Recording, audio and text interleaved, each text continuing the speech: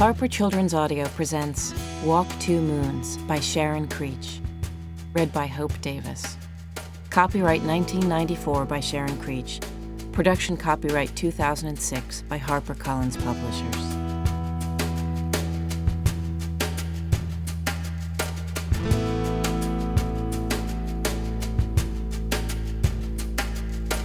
Chapter 1. A Face at the Window. Gramps says that I am a country girl at heart, and that is true. I have lived most of my 13 years in Bybanks, Kentucky, which is not much more than a caboodle of houses roosting in a green spot alongside the Ohio River. Just over a year ago, my father plucked me up like a weed and took me and all our belongings. No, that is not true. He did not bring the chestnut tree, the willow, the maple, the hayloft, or the swimming hole, which all belonged to me. And we drove 300 miles straight north and stopped in front of a house in Euclid, Ohio. "No trees?" I said. "This is where we're going to live?" "No," said my father. "This is Margaret's house."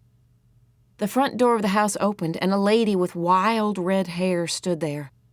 I looked up and down the street. The houses were all jammed together like a row of bird houses.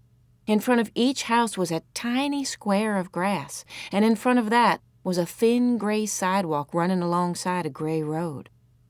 "Where's the barn?" I asked. "The river, the swimming hole." "Oh, Sal," my father said. "Come on, there's Margaret." He waved to the lady at the door. "We have to go back. I forgot something."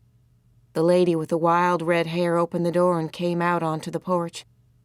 "In the back of the closet," I said, "under the floorboards. I put something there, and I've got to have it." "Don't be a goose.